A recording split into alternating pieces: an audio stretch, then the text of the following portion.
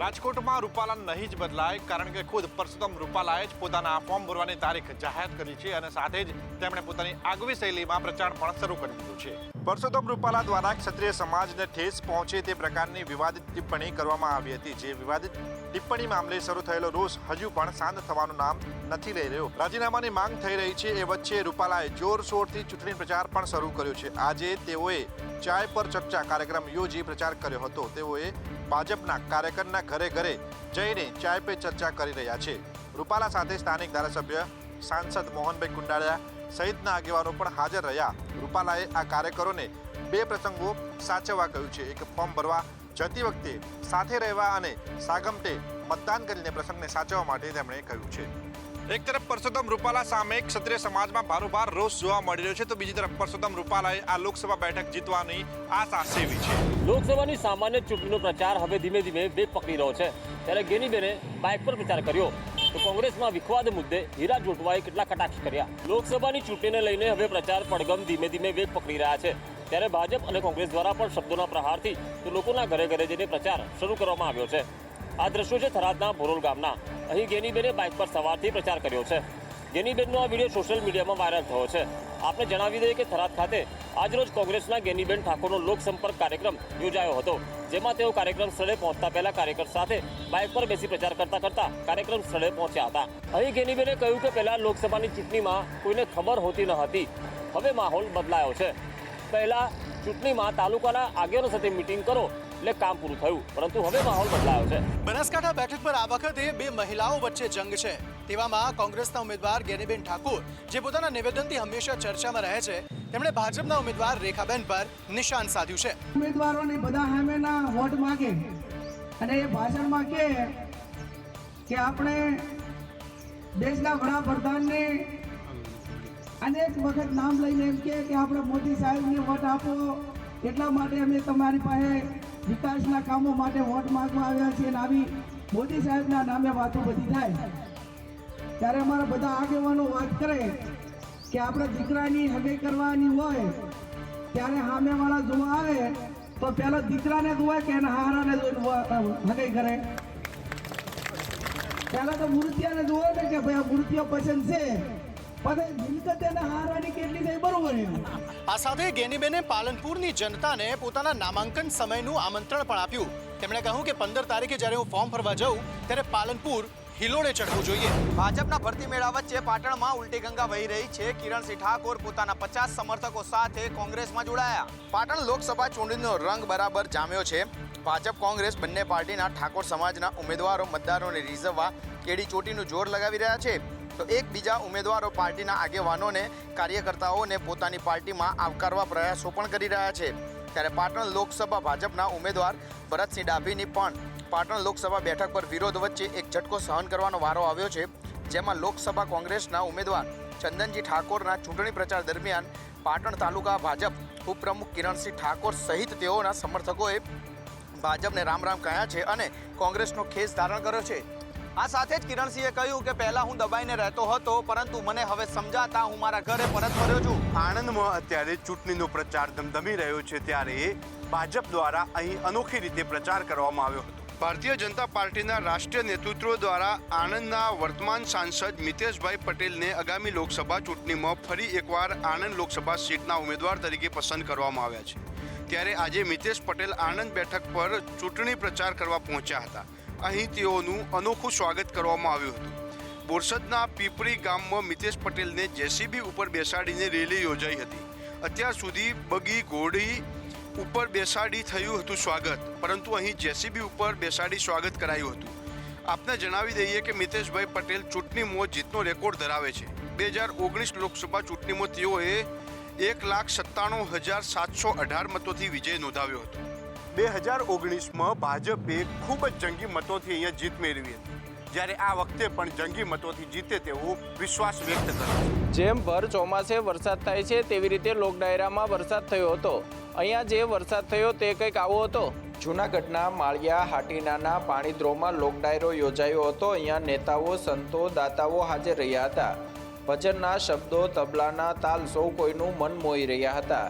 અને પછી શરૂ થયો વરસાદ, પરંતુ આ વરસાદ રૂપિયાનો હતો. લોકસભાના ઉમેદવારો રાજેશ ચુડાસમા અને હીરા જોટવા પર રૂપિયાનો વરસાદ કરવામાં આવ્યો. રાજેશ ચુડાસમાને ઉંચકીને લોકોએ રૂપિયાનો વરસાદ કર્યો હતો. એટલું જ નહીં, પરંતુ કોંગ્રેસના ઉમેદવારો પર રૂપિયાનો વરસાદ થયો છે. ગુજરાતમાં લોકડાયરા પર રૂપિયાનો વરસાદ થવો એ સામાન્ય વાત છે, પરંતુ ભાજપ અને કોંગ્રેસના ઉમેદવારો સાથે એકસાથે પૈસાનો વરસાદ થવો કદાચ પ્રથમ વિડીયો છે. આપને જણાવી દઈએ કે પાલનપુરમાં લોકગાયક કીર્તિદાન ગઢવીના ડાયરામાં 1 કરોડ રૂપિયાની નોટોનો વરસાદ થયો હતો. તે પણ ઇતિહાસમાં કદાચ પ્રથમવાર કહી શકાય. પરિવર્તન કરતા પહેલા મંજૂરી લેવી પડશે. જી હા, ધર્માંતરણની પ્રક્રિયા માટે ગૃહ વિભાગ દ્વારા એક પરિપત્ર જાહેર કરાયો છે. વર્ષ 2021માં ગુજરાત ધર્મ સ્વાતંત્ર્ય અધિનિયમ 2003 ને સરકારે સુધાર્યા બાદ અનેક જિલ્લા કલેક્ટરો અર્થાત મજિસ્ટ્રેટની કચેરીમાં આ કાયદા હેઠળના વર્ષ 2008ના નિયમોનું મનગણન અર્થઘટન થઈ રહ્યું છે, જેથી ન્યાયિક લિટિગેશનોમાં વધારો થયો છે. હિન્દુ નાગરિકો દ્વારા બૌદ્ધ ધર્મમાં પરિવર્તનની મંજૂરી માંગતી અરજીમાં નિર્ણયની પ્રક્રિયામાં અધિકાંશ જિલ્લા મેજિસ્ટ્રેટ કલેક્ટર કચેરીઓ બંધારણના અનુચ્છેદ 25(2) ને આગળ કરી રહ્યા છે, જેમાં હિન્દુ ધર્મમાં શીખ, જૈન અને બૌદ્ધ ધર્મનો સમાવેશ થતો હોવાનું કહીને અરજીઓ રદ કરતા હોવાનું ધ્યાને આવતા ગૃહ વિભાગે 8મી એપ્રિલને સોમવારની રાત્રે એક મહત્વનો પરિપત્ર જાહેર કર્યો છે, જેમાં હિન્દુમાંથી બૌદ્ધ, શીખ કે પછી જૈન ધર્મમાં પરિવર્તન માટેની મંજૂરી અનિવાર્ય હોવાની સૂચના રાજ્યના તમામ કલેક્ટરને આપવામાં આવી છે. આ પરિપત્રમાં દરેક કલેક્ટર્સને કોઈપણ પ્રકારનો નિર્ણય લેતા પહેલા પર્યાપ્ત અભ્યાસ કરી લેવા માટે ખાસ કહેવામાં આવ્યું છે, જેથી કરીને કોઈ પણ નિર્ણય આપતા પહેલા તેનો અભ્યાસ જરૂરી નથી અથવા તેની મંજૂરી જરૂરી નથી તેવું ન કહેવું પડે. રાજકોટમાં ભેળસેળયુક્ત ઘીના કાળા કારોબારનો પર્દાફાશ થયો છે. પામોલીન તેલ અને હળદરમાંથી ઘી બનાવ્યા હોવાનું સામે આવ્યું છે. નફાખોરો કાળી કમાણી માટે બેફામ બન્યા છે, ત્યારે શહેરની કૃષ્ણા ડેરી અને મહેશકુંજ નામના મકાનમાંથી લેવાયેલા ઘીના નમૂના ટેસ્ટમાં ફેલ થયા છે. તપાસમાં સામે આવ્યું છે કે ઘી બનાવવામાં દૂધની જગ્યાએ પામોલીન તેલ અને હળદરનો ઉપયોગ કરવામાં આવતો હતો. જોકે આરોગ્ય વિભાગની કામગીરી સામે પણ ગંભીર સવાલ ઊભા થાય છે, કેમ કે 9 ફેબ્રુઆરીના રોજ લેવાયેલા ઘીના નમૂના રિપોર્ટમાં 2 મહિના બાદ આવે છે, અને આ સમયગાળા દરમિયાન નફાખોરો કેટલું નકલી ઘી બનાવીને વેચી દીધું હશે તે અંગે માત્ર અંદાજ માંડી શકાય તેમ છે. એટલું જ નહીં, કેટલા લોકોના સ્વાસ્થ્ય સાથે ચેડા પણ થયા હશે. અહીં સવાલ એ થાય છે કે અત્યાધુનિક ફૂડ લેબોરેટરી હોવાનો દાવો કરતી આરોગ્ય વિભાગને ટેસ્ટિંગમાં કેમ 2 મહિનાનો સમય લાગે છે, અને શા માટે સામાન્ય જનતાના આરોગ્ય સાથે ચેડા કરવામાં આવે છે. ઉનાળો શરૂ થતાની સાથે જ પાણીની પરાયણ શરૂ થઈ ગઈ છે, જ્યારે હવે મહાનગરો પણ પાણીથી તરસી રહ્યા હોય તેવા દ્રશ્યો સામે આવી રહ્યા છે. ભાવનગરમાં અમુક વિસ્તારોમાં પાણી ટેન્કરો દ્વારા પહોંચાડવામાં આવી રહ્યું હોય તેવા દ્રશ્યો સામે આવી રહ્યા છે. શહેરના કુંભારવાડા વિસ્તારમાં છેલ્લા 1 અઠવાડિયાથી પાણીની લાઇનમાં દુર્ગંધવાળું પાણી આવે છે. અહીંના સ્થાનિકોએ આ અંગે મહાનગરપાલિકાના અધિકારીઓને રજૂઆત કરતા અધિકારીઓ દ્વારા પાણીના ટેન્કરો મોકલીને જરૂરિયાતો પૂરી પડાઈ રહી છે. એક તરફ હાલ રમજાન મહિનો હોવાને કારણે અને ઉનાળો હોવાના કારણે પાણીની તાતી જરૂરિયાત રહે છે, અને એવામાં મનપા દ્વારા 1-2 ટેન્કર મોકલીને સંતોષ માનવામાં આવતો હોવાનું સામે આવ્યું છે. ત્યારે મહાનગરપાલિકાના ચૂંટાયેલા શાસક પક્ષોને પાણીની સમસ્યાની અનેક રજૂઆતો કરવા છતાં પણ કોઈ નક્કર પગલાં ભરવામાં ન આવતા સ્થાનિકોમાં રોષ જોવા મળી રહ્યો છે. તો બીજી બાજુ અમુક વિસ્તારોમાં પાણી મળે છે, પરંતુ તે ખૂબ જ ગંદુ અને દુર્ગંધયુક્ત હોય છે, જેના કારણે રોગચાળાનો ભય સેવાઈ રહ્યો છે. સુરત શહેરમાં મહાનગરપાલિકાના દાવાઓ પોકળ પુરવાર થઈ રહ્યા છે. ફરી એકવાર રખડતા શ્વાનનો આતંક સુરતમાં સામે આવ્યો છે. સુરત શહેરના અલગ અલગ વિસ્તારમાં વર્ષ 2023-24ના વર્ષમાં 19,898 લોકો રખડતા શ્વાન કરવાના શિકાર બન્યા હતા, જેમાં 3 બાળકો સહિત 4 લોકોના તો મોત પણ થયા હતા. છતાં સુરત મહાનગરપાલિકાનો આરોગ્ય વિભાગ દ્વારા શહેરમાં રસીકરણ શ્વાનને કરવા બાબતે ઘણા પ્રશ્નો ઊભા થવા પામ્યા હતા, અને એ યથાવત રહેવા પામ્યા છે. જે દ્રશ્યો આપ જોઈ રહ્યા છો એ પણ સુરત શહેરના છે, જે પાલનપુર કેનાલ રોડથી V4U જતા રસ્તા પર સરિતા રો હાઉસ પાસેના છે, જેમાં તમને CCTVમાં મહિલા સારવાર લેતી દેખાઈ રહી છે. પુરુષનો પણ એક અકસ્માત થયો છે. મહિલા જે મોપેડ પર જઈ રહી હતી, પુરુષ બાઇક પર જઈ રહ્યો હતો. રખડતા શ્વાને એમને અડફટે લીધા હતા, એમને સામાન્ય ઈજાઓ આવી હતી.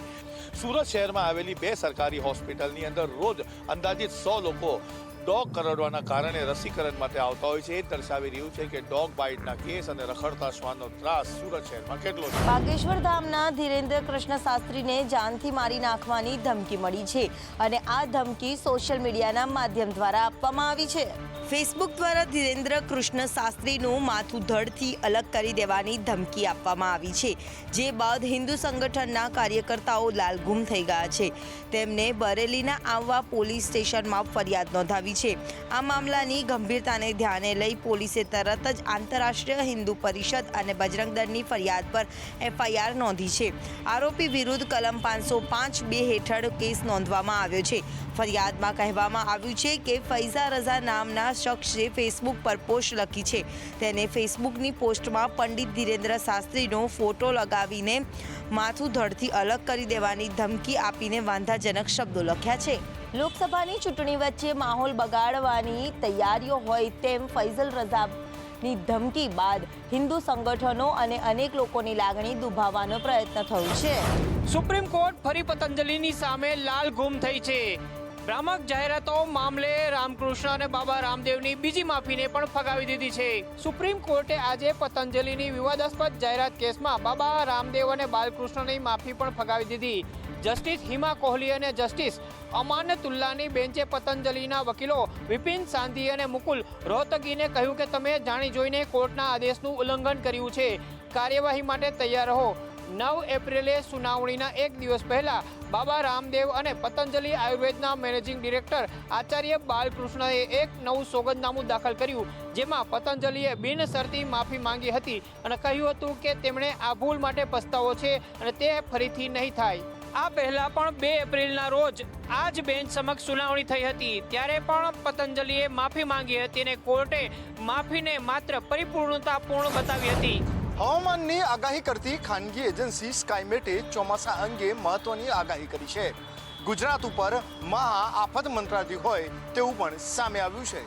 ખાનગી એજન્સી સ્કાયમેટના કહેવા પ્રમાણે જૂનથી સપ્ટેમ્બર દરમિયાન 868.6 મિલીમીટર વરસાદ થવાની સંભાવના છે. દેશના દક્ષિણ પશ્ચિમ અને ઉત્તર પશ્ચિમમાં સારા વરસાદની આગાહી કરવામાં આવી છે. એટલે કે દેશના ગુજરાતમાં પણ સારા વરસાદની આશા છે. અનુમાન મુજબ આ વર્ષે ચોમાસા દરમિયાન વરસાદની ટકાવારી 96 થી 104% રહેવાની શક્યતા છે. સ્કાયમેટના અંદાજ મુજબ ચોમાસાની શરૂઆતમાં થોડો વિલંબ થઈ શકે છે. તો ગુજરાતમાં કાળઝાળ ગરમી વચ્ચે માવઠાની આગાહી છે. 13 થી 15 એપ્રિલે સૌરાષ્ટ્ર, દક્ષિણ ગુજરાત અને મધ્ય ગુજરાતના કેટલાક ભાગોમાં વરસાદ પણ પડી શકે છે. જો કે આ બધા વચ્ચે ભારત માટે સારા ચોમાસાના સંકેત છે. ગુજરાત માટે સ્કાયમેટે કોઈ ચોક્કસ આગાહી કરી નથી.